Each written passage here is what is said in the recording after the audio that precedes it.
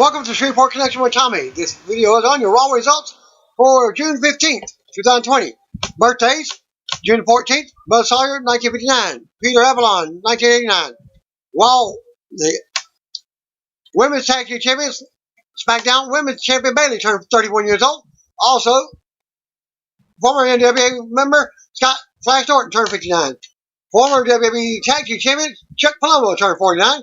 And former NXT superstar Cesar Bonini turned 34. Also, would have been the birthday of the 58th birthday of former WCW Light Heavyweight Champion Brad Armstrong. June 16th birthdays: Ultimate Warrior 1959, The Sandman 1963, Rezar 1994, Jungle Boy from AEW 1997. Charlotte Flair recently was on the Maria Menounos daytime show at this link. Better Together with Maria Menounos, where she discussed how she and her boyfriend Andrade are on different pages when it comes to wanting kids. She used triceps as a reference when viewing her personal and career goals. I was like, Manny, I want children. And I was like, okay, I'm ready. Yeah, he would be, Charlotte said. But I don't know. When's the right time? Am I selling myself short? Not trying to reach for bigger things? Of course, I think about it because of my age. But being able to face Trish Stratus at SummerSlam and seeing her as a mother of two and being considered the greatest of all time and have the best match on the show makes me see you don't need to worry about when, why, and where. Charlotte opened up more about how many kids she would like to have. She talked about wanting the ideal scenario of a fairy tale. I definitely do want kids. I want the whole fairy tale. Charlotte admitted, I want 3 kids, 4 kids. I want all of it. It's just I don't know how. Has she been talking about the birds and bees? It isn't, is it? This isn't just it now. And then I go have kids. I really want to try to be an action figure in a movie.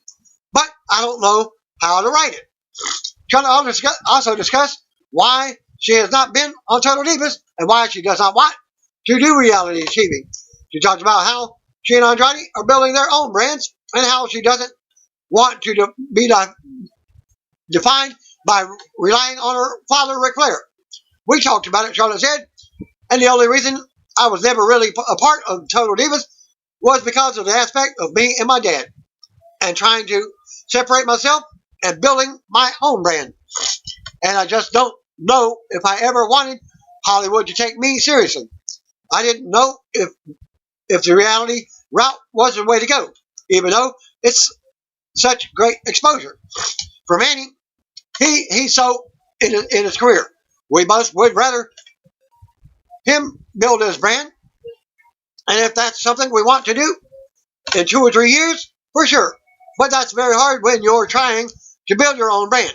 But that's hard when you want to separate yourself from your spouse or your parents. I would never want people to go, well, her brand relies on her father. With Becky Lynch reportedly landing a role in an upcoming Marvel film and Batista entrenched in the Marvel Cinematic Universe, Charlotte was asked what character she would like to play if she were cast in a Marvel role. She said that she would like to be a star in a villain solo film. I just finished all the Marvels in order, Charlotte revealed. It took 3 weeks. After watching the last 22, if I was playing a bad guy, I'd love to be Thor's sister, Hela, and have a whole film telling her story. WWE officials have started working to strategize potential courses of action towards resuming regular live event tours after pausing operations a few months back due to the coronavirus pandemic. WWE still hopes that if it all works out, they should be prepared to hold regular live events by the end of the summer. According to PW Insider, this goes with the previous timeline of July or August that has been mentioned a few times in recent months. While WWE still has some events listed on Ticketmaster as of this writing, this video, nothing is set in stone, but they do hope to be running before the end of the summer season. There's also hope that the company will be able to run events outside of TV at the Performance Center or the NXT Arena on the campus of Full Sail University by August. PW Insider noted that other sources who confirmed the August talk believe that the same time frame is premature. The whole process was described as being very day-to-day, with plans and strategies quickly changing as officials work to establish various contingency plans. The WWE is still very early in the process of returning to regular events, and then there is the fact that a large percentage of the company's live event staff is still on furlough after being put on the shelf due to company-wide cuts brought on by COVID-19 in April. They might not have them because they are being signed to other companies. It was noted a few weeks back that things were beginning to happen behind the scenes so that the company would be ready when they are given permission to resume touring amid the pandemic. There were early discussions about ticket sales for arena events moving forward, with special distancing guidelines remaining in place. WWE and other companies that are planning to resume live entertainment will be faced with a different environment with various changes that are brought on by the outbreak. There are also been talk of keeping the new plexiglass shields with the taller ringside barriers, and that being the new norm for WWE live events. WWE will obviously be faced with several tricky obstacles and factors to deal with due to the pandemic. WWE's last live event, or TV, taping outside Orlando was March 9th Raw episode from Washington, D.C. More updates come, I'll post them. WWE has filed new trademarks for Austin Theory and Brendan Vink this month. As previously reported, the WWE Backlash pay-per-view featured a cinematic segment between the Viking Raiders and the Raw Tag Team Champions, the Street Profits. At one point during the segment, Akira Tozawa appeared with a gang of ninjas on motorcycles. The Street Profits and the Viking Raiders were able to fight them off. However, Tozawa later appeared with a giant ninja who pulled out a sword. The sword-wielding ninja prompted both teams to flee. A WWE Universe tweeted, #Viking Profits, now might be the time to run. WWE Backlash. The ninja was 7'3". WWE Performance Center recruit Jordan Omegben. Omegben was part of the class of the recruits in October 2018 as he made his in-right debut at NXT live event. It's supposed to be the report that in-right was supposed to be in-ring live event back in June. Kevin Nash and Scott Hall had a chance to work with Omegben last November, and Nash saw big things in his future.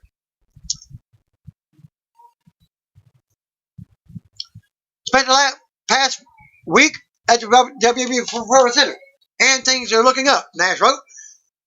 Big Jordan and Jordan Omegben got the outsider's crash course. He's incredibly agile and athletic, and has been a buck in his Office of Oz, too. Amazing talent at NXT. Have really enjoyed every aspect of the week. Big fan of the guy running it. Think they call him Triple H. Reminds me of a Click, WCW favorite, Terror Rising. Omegben has been thanking fans on Twitter who have been congratulating him for his appearance. Hall of Famer Edge was reportedly injured during taping for the greatest wrestling match ever with Randy Orton, which is airing during Backlash pay-per-view. Edge reportedly suffered a torn triceps when the match was taped back on Sunday, June 7th. According to F4W Online, the news was first reported by Fightful. You can find this link. No timetable on Edge's return as of now, but a torn triceps usually requires around 8 months or so of recovery time and surgery. The injury, like the finish of the match, was kept quiet to WWE until it was leaked today. The match itself went for around 35 minutes, but there's no word on if it was edited down. E announced that they have renewed Total Bellas for a 6th season. Yeah, it branched out from Total Divas to Total Bellas. Season 5 concluded during Monday night with the news that Nikki and Artem are having a boy in August. Several recently released WWE stars took to Twitter to comment during the WWE Backlash pay-per-view. The show featured a cinematic segment between the Viking Raiders and Raw Tag Team Champions Street Profits. At one point, the teams were fighting on top of a production truck, which featured photos of several wrestlers, including No Way Jose. Jose took to Twitter to comment on his cameo, writing, "I'm back," before adding, "Guys, I'm not really back, just my face on the truck." Laughing emoji, "Thanks for the love, though. Heck, if they're using yourself, you should sue them for rights." Later in the segment, the teams ended up in a dumpster. The end of the segment saw a creature coming up to them, and they fled. Rusev saw similarities between the creature and the sea creatures from the Southpaw Regional Wrestling YouTube series, writing, "The sea monster from Southpaw Wrestling finally made its main roster debut." As previously reported, the segment was met with a lot of criticism online. While it was airing, Dax Hardwood of FTR, who has been critical about the state of tag team wrestling in WWE, tweeted, "Yes, guys, we know. And yes, guys, we're happy. Hashtag FTR." The main event featured Randy Orton facing Edge in what was billed as the greatest wrestling match ever. While it may not have lived up to the billing, the match has been receiving great rave reviews online. FTR are big fans of Orton, and Cash Wheeler, formerly Dash Wilder, referenced Tommaso Ciampa's recent shot at Orton when tweeting about the match after Orton took a shot at all the leg slaps on last weekend's NXT TakeOver event. Ciampa said that he shows his daughter Randy Orton matches to get her to sleep. Wheeler wrote, "If this puts your kid to sleep, your kid's dumb." He later added, "Before it gets out of hand, I don't really think this." The finish to Nia Jax versus Raw Women's Champion Asuka at Sunday's Backlash pay-per-view was reportedly changed the day of the show. According to Wrestling Observer Radio, it's believed that the original plans had Asuka pinning Jax to retain, but they ended up with a double countout finish after brawling on the outside of the ring. No word yet on why the finish was changed. Also noted, Raw will feature a rematch with Asuka defending her title against Jax. Speculation on a similar finish happening on tonight's Raw, which would then lead to a stipulation match at the WWE Extreme Rules pay-per-view on July 19th. That's not been confirmed, but should have a better idea of what the direction for Asuka is after Raw. WWE seemingly been building Asuka to defend her title against Charlotte Flair soon, possibly SummerSlam. The post-Backlash edition of Raw will be the first episode to be taped without Heyman in the creative role after he was demoted last week. He will remain on-air talent. Raw and SmackDown are both being taped by a creative team led by Bruce Prichard now. This will be their first Red Brand show since the latest shakeup. Stay tuned for more Raw as I'm giving you the results. Currently announced for Raw, WWE Champion Drew McIntyre teams with 24/7 champion R-Truth to face MVP and Bobby Lashley. And that was all set up on Raw. Hall of Famer Ric Flair appearing. Actually appeared several times. Raw Women's Champion Asuka defends against Nia Jax in a Backlash rematch. Randy Orton opens Raw to look at his Backlash win over Hall of Famer Edge and discuss possible injuries to both. Well, apparently there wasn't no injuries to Orton because he had a match on Raw. Stay tuned for what happened. Rey Mysterio's son Dominic accepts Seth Rollins' invitation to appear. WWE NXT developmental talent was reportedly tested positive for the coronavirus. Didn't give any names. According to a statement sent to Wrestling Inc., other media outlets, WWE stated that the talent was let last on site at WWE's training facility on Tuesday, June 9th. Since that time, no other individuals that attended the facility have reported symptoms. WWE noted that all talent, production, crew, and employees on the site at the training and production facilities will be tested for the COVID-19 immediately to ensure the health and safety of company's performance and staff. Once the test results are in, the company plans to proceed with their normal TV production schedule. There will be a small number of real fans at today's TV tapings, which will start airing next week. Brian Alvarez on F4W Online first reported that these were actual fans and not Performance Center recruits. Wrestling Inc. has learned that the fans are some of local diehard fans, as well as friends of the wrestlers. They had signed waivers to not take pictures or send out spoilers. They received a free t-shirt as well. Kind of very similar to what WCW did back in the day, even at live events. WWE has been holding shows without fans since March due to the coronavirus pandemic. Last month, WWE started placing NXT wrestlers and developmental talent in the crowd to improve the atmosphere on the shows. Well, they've been copying AEW. Shane McMahon wants a Hell in a Cell rematch with The Undertaker after he watched The Undertaker Last Ride, Chapter 4. As there was a video that I did not get the link of, Shane appeared on Sunday's post-mortem post-show to Chapter 4 of The Undertaker's Last Ride docuseries on the WWE Network. Shane challenged the Taker to a rematch from their WrestleMania 32 Hell in a Cell match and said he believes he still has one big match left in him. I know I got one more with him, Shane said, of another match with Taker. So I'm ready. I'll challenge him right now. I'll throw it out there now. One of the hosts mentioned Shane laying the challenge down. I just did, Shane responded. I got one more.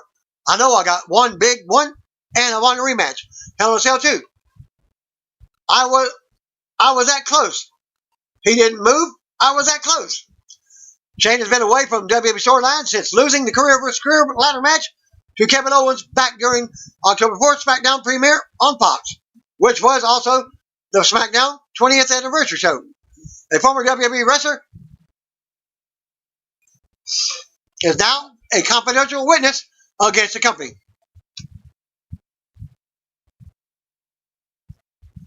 WrestleNomics released documents from an amended class action lawsuit against the company that were filed last week on June 8th, claiming that WWE misrepresented their dealings with Saudi Arabia. The document stated that the wrestler worked for the company from 2012 to April 2020 and participated in the Crown Jewel event last October. Following Crown Jewel, WWE talent and crew were delayed in the country for a day before finally flying back to the U.S. The delay caused most of the SmackDown crew to miss that week's Friday night SmackDown on Fox, resulting in NXT stars being used on the show. At that time, former WWE Spanish commentator Hugo Savinovich said that WWE was owed millions of dollars for two of the shows that the company held in Saudi Arabia. According to Savinovich, Vince McMahon retaliated by cutting off the Crown Jewel live TV feed in the country. Savinovich said that the Crown Prince was upset over McMahon's move that he ordered WWE talent to be taken off the plane right before the flight was scheduled to take off. WWE then denied the flight issues and had anything with Saudi Arabia owing them money and said that the feed issues were entirely unrelated to anything regarding a payment. Vince McMahon later held a meeting with the talent and said that the delay of Saudi Arabia was due to mechanical issues with the plane. In the lawsuit, former wrestler identified as CW-2. You can narrow it down to all the ones that were released, and you would already know. Said that he asked a stewardess on the flight about the delay, and he was told that it seems someone doesn't want us to leave the country. He added that the pilot sounded distressed when he told the passengers that the flight was unable to depart. The wrestler allegedly asked WWE Senior Director of Talent Relations, Mark Carano, about what was happening.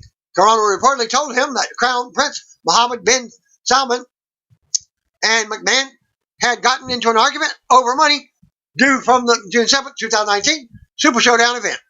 Several wrestlers were released in April that had worked the Crown Jewel, including Rusev, Eric Rowan, Cain Velasquez, Luke Gallows, Carl Anderson, Dax Hardwood, Cash Wheeler, Curtis Axel, Kurt Hawkins, and Zack Ryder. Go back to those names. and who has the CW. Post-Backlash edition of Raw opens up from the USA Network from the normal video package. Live from tape delay from the Performance Center in Orlando, Florida. And Tom Phillips welcomes us to the show. He goes over the card. He's joined in by Samoa Joe and Byron Saxton. We go right to the ring. Out comes Randy Orton to a mixed reaction from the crowd. WWE NXT developmental trainees. Tom shows us a photo from the surgery that Hall of Famer Edge underwent to repair a torn tricep suffered at Backlash. Orton takes the mic and says he beat Edge and humiliated him. Wrote the final chapter in his redemption. Orton says he also gave Edge closure. Orton goes on about when he first saw Edge return earlier this year. He knew he was coming, but Edge had to just trust him. The same way he trusted Edge years ago. Orton says he was not the last man standing at WrestleMania 36, but here he is after the greatest wrestling match ever. And that makes him the best. And he doesn't need a WWE title to prove it. Orton says what he does need to do is thank Edge. He goes on and mentions Edge's tricep tear. He knew when the injury happened, but he kept going when he could have stopped. So he could send Edge home to be with his family. Orton knows Edge isn't here because he is in some hospital while doctors try to reattach the muscle to the bone. It seems Edge has another mountain to climb, and Orton hopes he reaches it. Orton hears Edge will be cleared in July 2029.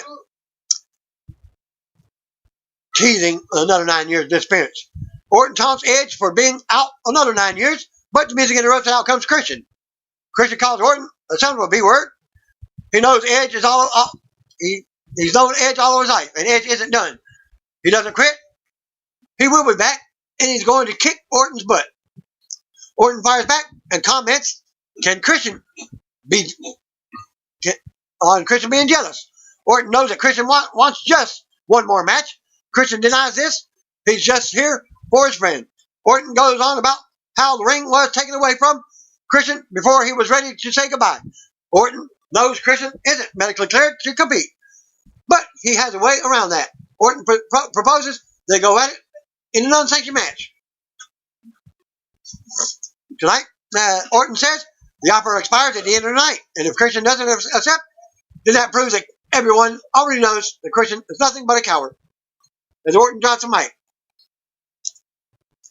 and smirks at Christian as he exits the ring. Christian stares him down and just looks at the ground. Charlie Caruso backstage with Angel Garza and Zelina Vega. She shows us what happened at Backlash with the U.S. champion Apollo Crews retaining over Andrade and Kevin Owens stopping Garza from interfering. Charlie asks Garza if he feels bad about possibly costing Andrade the title win. Vega says no one costs anyone else the title. She goes on, but Garza interrupts by putting his arm around her, and she doesn't look thrilled. Garza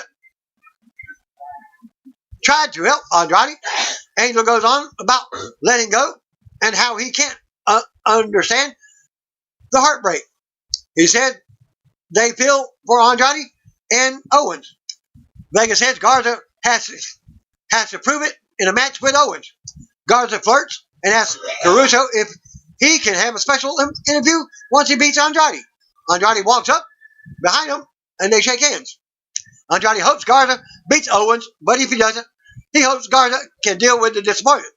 Andrade walks off, leaving Garza and Vega stunned by themselves. So the come segment, Owens versus Garza, back to commercial. And the match is up next. Back for the break, out first comes Angel Garza with Zelina Vega as they just enter the ring. Kevin Owens is out next as Mike Rome does ring introductions. Bell rings and they go right to work with the aggressive back and forth. Music interrupts and out comes Andrade to watch the match from ringside. Vega's on the other side of the ring. Garza works Owens over in the corner. Garza ends up snatching his pants off, but Owens tries to use him to his advantage. Classic Garza style. Owens goes for a center, but it's blocked. Garza ends up on the floor, but he tries to come back in, and Owens knocks him back to the floor. Andrade and Garza start arguing ringside. Vega yells at him to stop. She says she's tired of this and walks off to the back. Momentarily, as Andrade and Garza look on. Back to commercial. Back for the ring, Owens turns it around In the corner, Owens goes for his fight, but Garza moves and then kicks him. Garza with a drop kick from the top for a close 2 count. Garza pounds on Owens and keeps him grounded by bending his leg and arm. Owens comes back and ends up dropping Garza with a stunner for the win. After the match, Owens stands tall as his music plays. As he makes his exit, Andrade and Garza start arguing in the ring. Vega then comes back out and tells them to stop because they both want the same thing. The crowd boos before they exit the ring, with Vega leading the way to the back. Announcers show us shots from Bobby Lashley versus Drew McIntyre from Backlash. MVP is backstage talking with Lashley now. He gives Lashley his word that if they keep on, he will have everything he wants. Sarah Schreiber walks up for comments, but MVP snaps at her, saying this is a private conversation, not on the record. He tells her to go back to the journalism school and asks, how dare she interrupt him? Lashley says they are in the middle of a strategic discussion for tonight's tag team match against R-Truth and McIntyre. Schreiber goes on, but MVP interrupts and does admit that Backlash didn't work out how they wanted. But they're about to address that. We go back to a break. Back from the break, out comes Bobby Lashley and MVP. MVP takes the microphone and starts praising Lashley, saying he should be our WWE champion.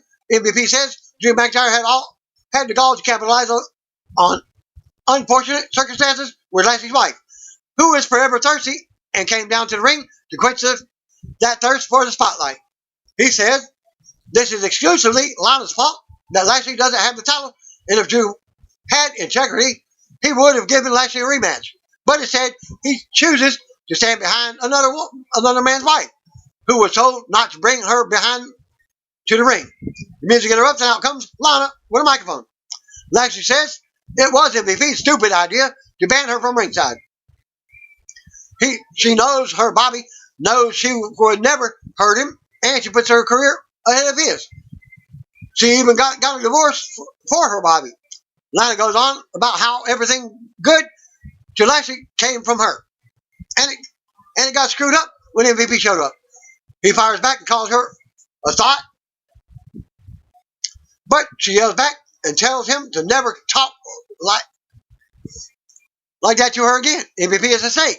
They continue arguing about who is better for Lashley. Lana tells him to show her some respect when he talks to her because she's a woman. Lana says they were on a hot streak. What happened? Lashley says, Lashley then asks, when was the last time that she laced up her boots or did anything that wasn't for likes on social media? He goes on and says Backlash was his night, but she made it all about her and ruined it for him. He's sick and tired of her putting their private life on social media. He says she put their sex tape out there so she could become someone famous. Lana says if she wanted to use her sex life for fame, she would have slept with someone actually famous. Maybe she should have slept with Drew. Lashley interrupts and declares that he wants a divorce. Lana is shocked. MVP and Lashley exit the ring as his music plays. And so Lana starts getting emotional in the ring. She starts to cry. Tom leads us to a video package on the rivalry between the Viking Raiders and Raw Tag Team Champions, Street Profits. Sarah is backstage with both teams now. She asks if they have a plan for this rivalry to come to an end. Montez Ford talked about how they came together at Backlash. Angelo Dawkins says they have to be taking big picture for the rivalry. Sarah suddenly leaves as Akira Tozawa appears with his masked ninja from Backlash, minus the giant and minus the motorcycles. Tozawa wants to be in the sequel, but they're not interested. Tozawa summons the giant ninja again. Tozawa laughs uncontrollably as the top teams stare the big man down. Eric wants to attack, but Ivar, Ford, and Dawkins hold him back, saying he's not worth it. Tozawa and the ninjas are gone. Eric asks what they're going to do. Fam, as it sounds like they have a plan, we're going to back commercial. Viking Raiders Street Profits versus the Kuratoza and 3 ninjas.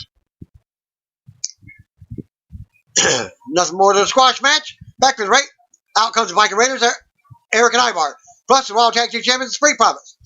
Montez Ford and Angelo Dawkins. And Carol Tozawa was out with some of his ninjas. Giant Ninja is at ringside. Bell rings with Eric nailing a big drop kick on Ninja 1. Dawkins tags in with a big tackle. Eric slams Dawkins on top of the Ninja as the Giant Ninja looks on from the floor. Ford tags in with a big drop kick. Dawkins and Ivar with some double teaming now.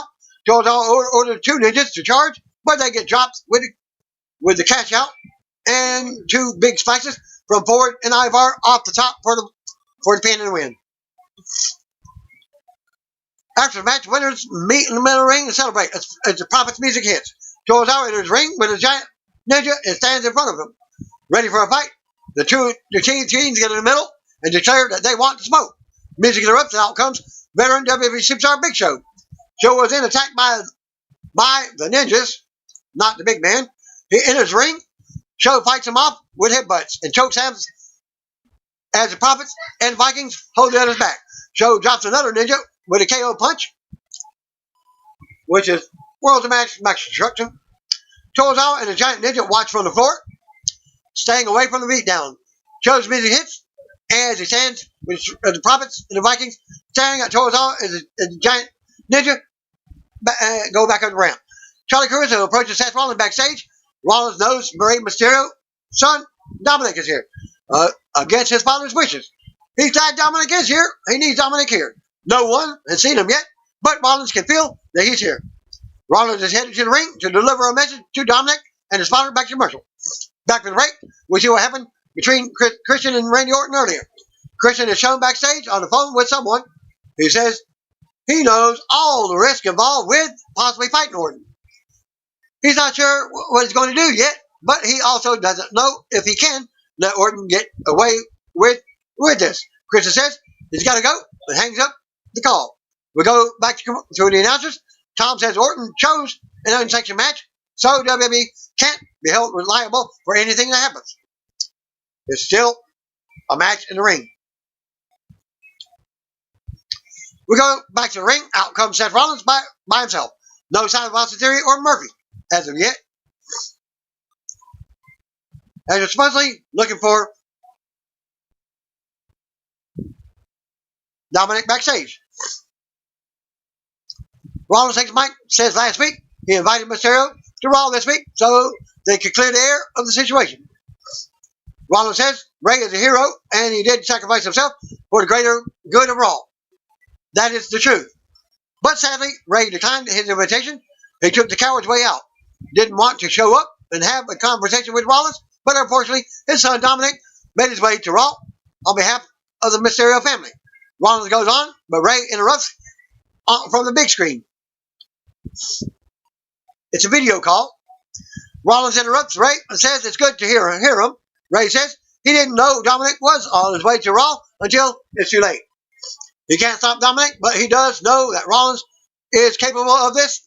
Is Rollins one warning? Rollins acts like he would never hurt Ray's son. He wants to help him, not hurt him. Rollins tells Ray to do his fatherly duties for once in his life. He just wants to help Dominic, but he needs Ray to help his son. He needs Ray to convince Dominic to join Rollins, Theory, and Murphy for the greater good. Ray speaks some in Spanish and says Dominic will never join Rollins. Under no circumstances, Rollins says if that's the case, Ray is leaving him with little options. He says Murphy and Theory are out looking for Dominic. Now, and when they bring him here, if he's part of the problem and not a solution, then he must be sacrificed. Ray says if Rollins or his goons touch his son, he will end Rollins.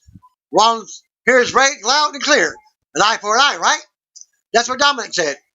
Rollins goes on and says Dominic is an adult and gets to make his own decision. He can stand next to Rollins on the right side of history, or he can make the choice that Ray made, become a sacrifice as well. Ray tells Rollins to stay away from his son. Rollins, still on his knees, goes on to thank Ray. Dominic sneaks in the ring behind Rollins and attacks him. Dominic sends Rollins out face first into the barrier. Ray watches on the big screen as Murphy and Theory corner Dominic on the outside. He takes Murphy out and keeps getting past him, escaping through the crowd to retreat.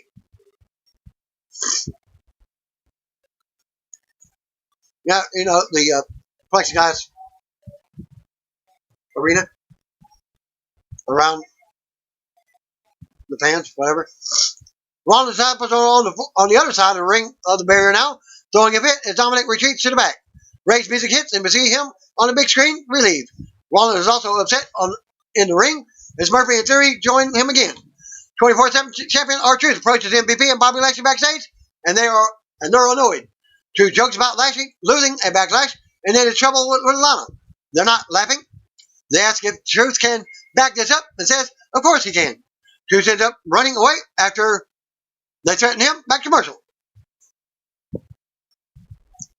Back for the break, we see MVP and Bobby Lashley hunting the 24/7 champion R-Truth again. They find him, and WWE champion Drew McIntyre is there. They have some words, and MVP wants the champs to put their titles on the line in tonight's tag team match. Drew eventually agrees to make this a winner-take-all match after Truth interrupts and accepts the challenge first. Annoying Drew, MVP and Lashley leave. Truth jokes about he can be True two belts before tonight's over.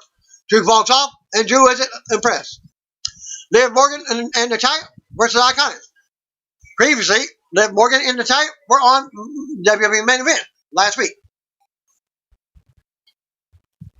We go back to the ring. Out comes the team of Liv Morgan and Natalya. I guess Natalya was saying if she can't beat her, join her. Iconics are out next. Billie Kay and Peyton Royce. I don't agree with how the match goes, but I'll go ahead and give you the results. Royce starts off with Liv, but Natalya takes herself in before it starts. Liv was annoyed a bit. Natalya gets dropped to a distraction. Royce goes to work on Natalya and hits a stomp to the back of the head from the top. Kay tags in to cover for a 2 count. Kay keeps short and covers Natalya for a 2 count. Liv taunts Kay, and Kay swings but misses. Natalya tries to roll her up for the pin. Liv gets a hot tag and unloads. Kay gets dropped and Royce gets sent down on the apron. Liv runs wild on Kay and does a drop kick for a 2 count. As Royce breaks the pin up, Natalya runs in, but Royce sends her to the floor. Liv has Kay rolled up, but the referee is distracted. Misses the pin. There was a 5 count. Royce tags back in, and they hit double team fall from grace on Liv for the pin and the win. After the match, Iconics stand tall as music plays. We go to replays. Iconics take the mic and address the women's tag team champions Sasha Banks and Bayley. They hope they were watching because this is what happens when they face one tag team. They go on and issue a challenge for a title match tonight. They don't appear, of course. The K calls them cowards. It looks like they may know someone who can make the match for next week. If they know someone who knows someone who knows someone who knows someone. And they went back and forth. Big Show is backstage talking to Christian about Randy Orton. Show isn't trying to talk Christian out of the unsanctioned match, just trying to make him aware of the facts. Show doesn't trust Orton, but he knows he would erase the snarky smile off his face if he were Christian too. Christian hasn't been in the ring, but Show knows Orton is sadistic in the ring. Show says Christian needs to accept or tell Orton now it's not the time. Christian says he knows what he's got to do. He walks off. Back with break, and Liv Morgan is with Natalya in the back. Natalya knows Liv is trying to keep her cool, but she made rookie mistakes out there. She lacks discipline. Natalya now knows why Ruby Riott let Liv go. Liv isn't trying to hear it. She walks off, and Natalya is confused why.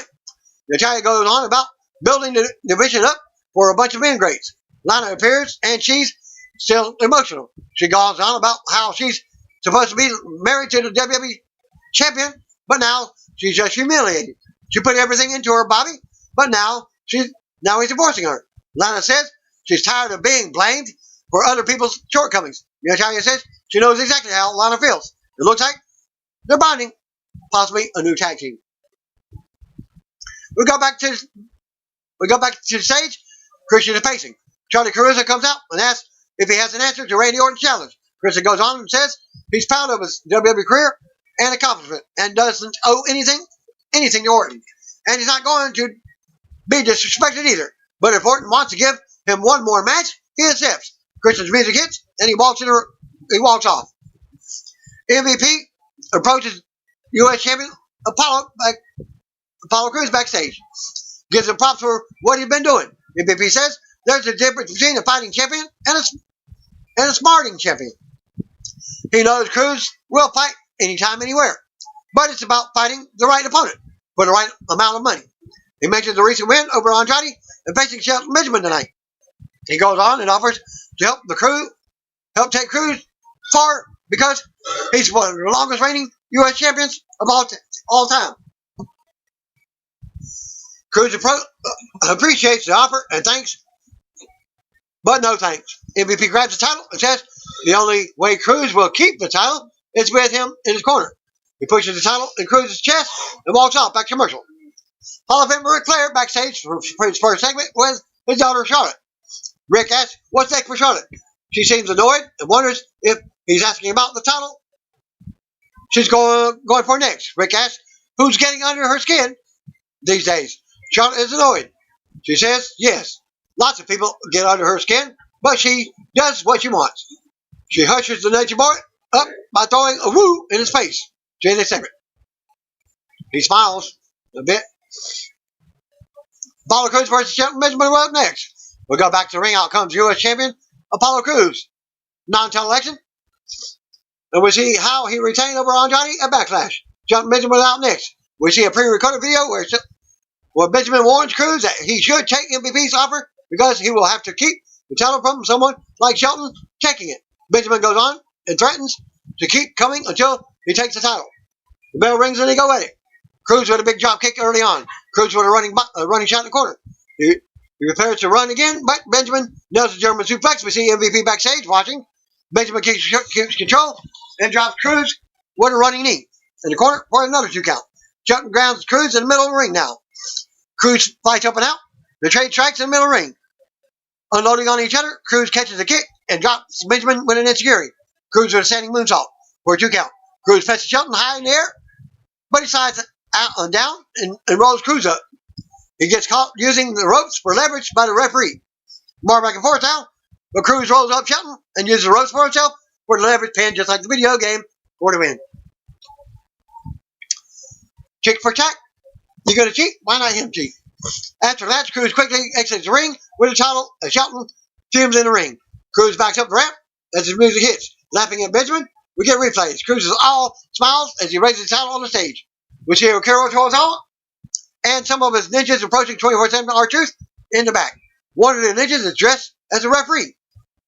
Tozawa speaks some in Japanese. Truth says if that's how Tozawa wants it, he can get it. He threatens to crane kick them all, and they back off. But only because WWE Champion Drew McIntyre has appeared. Truth thinks it's because of him. Drew says Truth accepting the challenge, but back there was out of order. Drew asks Truth if he understands the seriousness of the situation, as they could both lose their titles. Drew says he understands, and he knows what to do. He walks off and he goes back to commercial. So Truth knows someone who knows someone who could change matches. We get a look at Nia Jax versus the Raw Women's Champion Asuka feud. Asuka backstage with Caruso now. She speaks some in Japanese and then says Jax started this and she will finish it. R-Truth catches up with Drew McIntyre in the back. He spoke with the powers that be, and now the only title that will be on the line in their match will be the WWE title. Drew is still frustrated, and Truth just plays on. Drew can now lose his title if Truth gets pinned in a match. Drew just needs someone to believe in him. Truth goes on and asks Drew to trust him. Back to commercial. Street Profits and Viking Raiders are backstage trying to figure out what's next for their rivalry. They suggest a chariot race for next week. Big Show appears and says he's enjoyed their feud, but he knows how to settle it. Someone suggests carpool karaoke, but Show says hates that idea and never wants to see the Viking do carpool karaoke again. He suggests that they have a title match on next week's Raw. They all act surprised at this obvious idea. Show has all the answers. They say Show dances around and gets them to do the same while a "We Want Smoke" chant goes on. So the comes segment, Christian versus Orton, unsanctioned match tonight. Tag team match for the WWE title, MVP and Bobby Lashley versus R-Truth and Drew McIntyre. We go back to the ring for out first comes MVP and Bobby Lashley. 24/7 champion, R-Truth out next, wrapping his way to the ring. WWE champion Drew McIntyre was out next. Drew will lose his title in this match if he or Truth gets pinned. We get former ring introductions for Mike Rome, and Drew title is raised in the air. Drew tells Truth he'll be the one to start off. Drew stares Lashley down before they lock up and go to the corner. Drew backs off as the referee counts. They shove, and Lashley gets it in Drew's face. The aggressive brawl breaks out now. Lashley comes out of nowhere with a clothesline. Drew rocks him next. Drew with a glass call kiss headbutt and a clothesline to drop Lashley. Lashley is right back to his feet, but Drew manhandles him some in the corner. Drew ends up on the opposite corner, allowing MVP to get a cheap shot in right in front of the referee. Lashley with a shot to the throat. Lashley runs right across the ring with a big shoulder thrust to the gut. MVP tagged in for double teaming on Drew. Drew with a spine buster on MVP. Drew goes over and knocks Lashley off the apron to the floor. Drew with a neck breaker onto the MVP. Drew is ready to put him away, but Drew tags himself in, and Drew is a heavy. Drew gets to the floor. Lashley follows and launches Truth into the barrier as Drew looks on concerned. We got a commercial. Back for the ring, Lashley dominates Truth, bending him around in the ring, back in the corner. As Drew looks on from the apron, Lashley puts a boot to Truth down. Drew drops him down and gets a closer look and cheer Truth on. Lashley with another big shot in the corner. MVP tags in, nails a running big boot to the face for a 2 count. Drew is looking a bit worried as he reaches for a tag now. MVP misses running boot. Truth comes right back with a scissors kick to send him down. Drew tries to rally the crowd for Truth while he's down. Drew and Lashley tag in at the same time. Drew with 2 clotheslines and a big overhead belly-to-belly suplex. Drew counters, but Lashley blocks with a free shot DDT with an elbow. Drew launches Lashley across the ring. Again, but MVP is illegal now after tagging in. Drew sends MVP out to the floor and follows, sending him into plexiglass barrier a few times.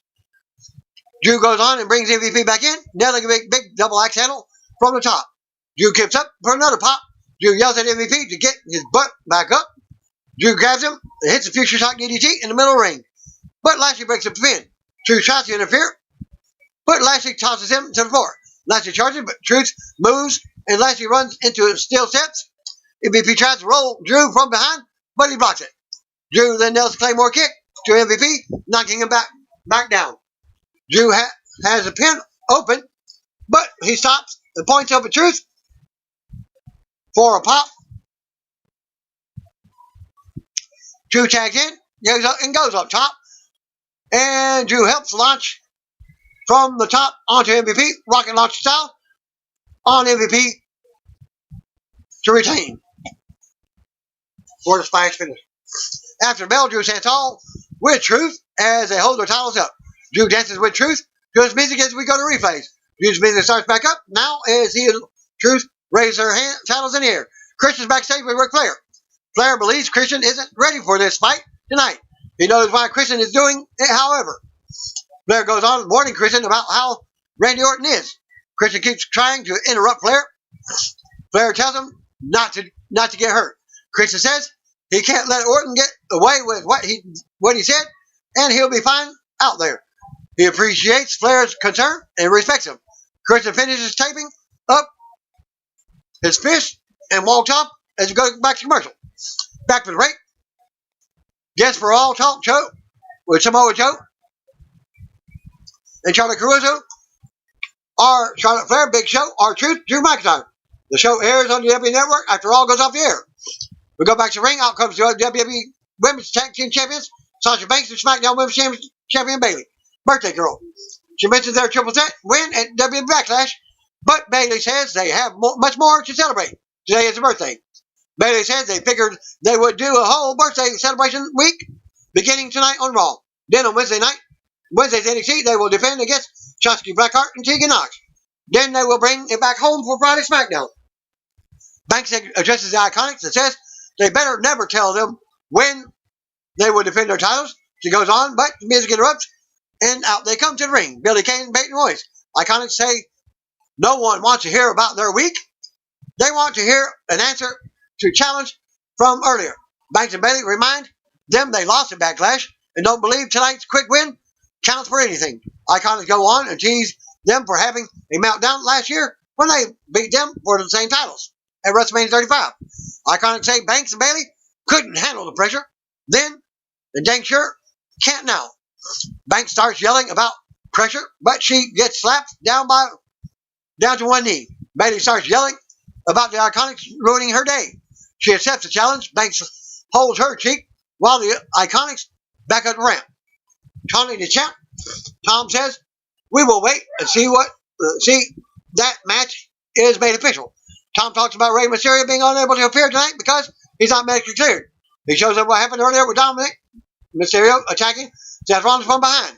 Then avoiding Murphy and Austin Theory, Byron confirms Rey for next week. Raw Women's title match, Nia Jax versus Asuka. We go to the ring. Out comes Nia for this rematch from the double countout victory decision at Backlash. We get pre-recorded comments from Jax saying Asuka had dumb luck at Backlash and it was a joke, just like her. She tells Asuka to keep dancing around because she will be doing a victory dance all on her own when she takes the title tonight. Jax stands tall as her music in the ring as we go back to a break. Back from the break, out comes Raw Women's Champion Asuka. We get former ring introduction from Rome in the middle of the ring. The bell rings and Jax levels Asuka with two clotheslines. Jax overpowers and continues to dominate in the early part of the match.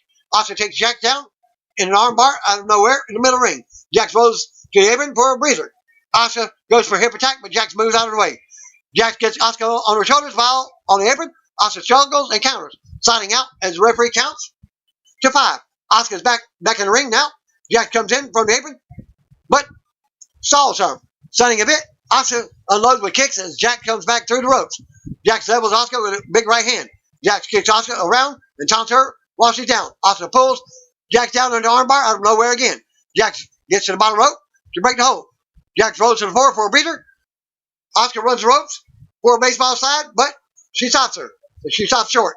Jax pulls Asuka out and drops her with a big power bomb on the floor. Referee immediately runs out and checks on Asuka while she's on the floor. Back to commercial. Back to the break. Jax manhandles Asuka on her shoulders in a torture rack. He drops her to the mat. Asuka comes back with a double knees to the face and another takedown for a 2 count. The crowd rallies for Asuka as she goes up top. Jax cuts her off with a forearm to the face. Jax times up for a Super Samoan drop, but Asuka slides out and down. They take him some more, and Asuka kicks her legs out. Hanging up Jax upside down, Asuka charges and delivers a big boot to the gut while upside down. And 3 awoke. Jax still kicks out at 2. Asuka shows frustration. Now as the crowd cheers her on, Asuka delivers big kicks while Jax is down on her knees. Jax blocks a roundhouse kick and headbutts Asuka to the mat. Jax nails a big Samoan drop, but Asuka's foot is under the bottom rope. Jax screams at the referee and gets in his face. Jax shoves the referee to the mat. He gets up and goes on about how she crossed the line, walking over to call the match for a disqualification, and you can't touch the referee, but instead Asuka takes advantage of the distraction and rolls Jax up for the win.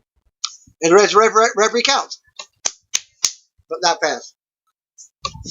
Winner of the match, Asuka. After the match, Asuka heads to the floor, clutching her title as the music hits. Jax immediately gets up, and she's not happy with the finish. We go to replays. Jax stares down at Asuka from the ring, fuming at what happened. Charlie approaches Randy Orton backstage. He interrupts her question on tonight's unsanctioned main event. Orton asks Charlie if she thinks Christian is a legend. Absolutely. Orton says, for what it's worth, he thinks Christian is a legend too. Of course, Randy Orton is legend killer. Now, do you know what unsanctioned means? Orton says it means no rules, no regulations. Unsanctioned means that in a few short minutes, the legend of Christian will be destroyed. The legend of Christian will be destroyed by the 3 most destructive letters in sports entertainment. RKO, back to commercial. I'm going to steal this catchphrase and say the most destructive numbers in sports entertainment is a 318. Stay tuned. Coming soon to an arena near you. All you got to do is book us. Back for the break. The Vikings and the Profits Plus, the Iconics versus Sasha Banks and Bayley are confirmed for next week. Unsanctioned match for your main event. Christian versus Randy Orton. We'll go back to the ring for tonight's unsanctioned main event as Christian is out. Also is out Randy Orton. This is Christian's first bout since being forced to retire due to concussion issues in 2014. We can form ring instructions, but the music interrupts and out comes Ric Flair. For his multiple appearance, Flair tries to talk Christian out of doing the match. He says he just talked to Edge, and this isn't cool. He wants Christian to just let it go. And for Orton to cut him some slack. Christian takes the mic from Flair and says he has to do this. The bell rings and Flair immediately drops Christian with a low blow from behind. Orton does a running punt kick to the head for more boos from the crowd, and that's it. Christian is face down on the mat. Orton turns him over and covers him for the pin. He says something to him. I couldn't catch what he was saying. Well, after the match, Orton gets down and tells Christian he's so sorry. He didn't want this to happen. He didn't want to put an end to Christian, too, like he did with Edge. Orton caresses Christian's hair, yells, and asks Christian why he's here. Two medics hit the ring, and Orton tells them to take Christian out. But take good care of him. Christian is loaded into a neck brace now. Orton talks more about why he didn't want to do this. But this is all Christian's fault. Orton says he finished the last chapter of Edge's story, and now he had to do the same for Christian's book. Orton says he couldn't just let Christian destroy or interrupt his livelihood. It was either you or me. Orton stands back up and apologizes again. Then tells the medics to take Christian away on a stretcher as Raw goes off the air. What happened after that segment and went off the air from WWE.com and this link has more on Orton and what happened after the show. And that concludes my results for this week's Raw results. Thanks again. Peace out. See you when I'm here. And if you don't know, brothers and sisters, just call me